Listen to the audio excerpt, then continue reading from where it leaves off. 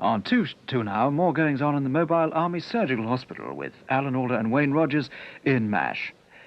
This is BBC One. This is the 9 o'clock news.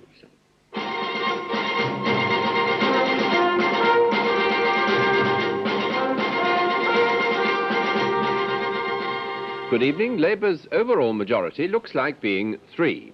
Mr Wilson has called for a united country to beat the economic crisis. Mr Heath called on Labour to abandon what he described as divisive policies. Mr Thorpe says the Liberals are not a spent force. Britain's trade gap widens. Oil prices are mainly to blame. The bomb victims, the funeral of a girl soldier killed at Guildford, and the end of 3 months in hospital for a family caught in the Tower of London explosion. So Mr Harold Wilson is back tonight at 10 Downing Street, but with an overall majority of only 3. And so to the main points of the news again. In the election, Labour's overall majority looks like being 3. Mr Wilson has called for a united country to beat the economic crisis. Mr Heath, in defeat, called on Labour to abandon what he calls their divisive policies. And Mr Thorpe, though disappointed by his party's results, says the Liberals are not a spent force. And we've just heard the result of one of the outstanding seats in Scotland. Argyll was retained by the Scottish nationalists. There are now only 3 results to come. And that's all for now. Our late news is at 5 to 12. You won't be with us then. From Kenneth Kendall and me, good night.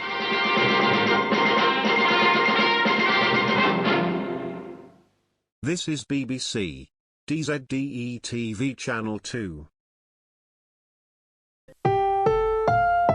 This program is rated PG. It contains themes and scenes which may not be suitable for very young audiences. Parental guidance is advised. You may like to know that since that film was made in 1978, considerably more material has been published about the controversial life of Edgar Hoover. It's examined by Anthony Howard in a radio documentary to be broadcast on Radio 4 next week called Edgar Hoover, Fallen Idol. Radio 4 on Wednesday week at 8:45. Now, before we say goodnight on to the news summary from Moira Stewart. Good morning. The American Secretary of State, Mr. Haig, will soon be on his way back to Argentina after a day of talks at Downing Street which failed to produce any solution to the Falkland Islands crisis. He said some progress had been made, but there were still difficulties, and he was no more hopeful than before. We made some progress in these discussions, but a number of substantial difficulties remain. So we will be returning this evening to Buenos Aires as time is slipping away from us on this subject. Our diplomatic correspondent says the sticking point is the question of sovereignty.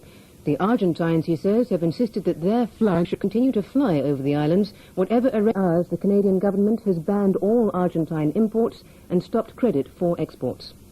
Well, that's all from me for now, so good morning. And the weather. England and Wales will have a dry day tomorrow, though northern areas will be rather cloudy at times. The best of the sunshine will be in the southwestern parts. Southern Scotland and Northern Ireland will be generally cloudy, but remaining mostly dry, with some bright intervals developing in the afternoon. The rest of Scotland, away from the south, will be cloudy with rain or drizzle spreading eastwards and lingering in northeast Scotland for much of the day. Temperatures will be below normal in most places, ranging from 8 degrees centigrade, 46 Fahrenheit in the far north, to 12 degrees centigrade, 54 Fahrenheit in the south. And that's how the chart looks for Tuesday.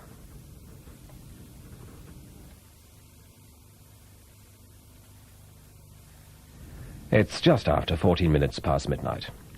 We've come to the end of our Easter Monday programmes here on BBC Two, and this is John Glover wishing you a very good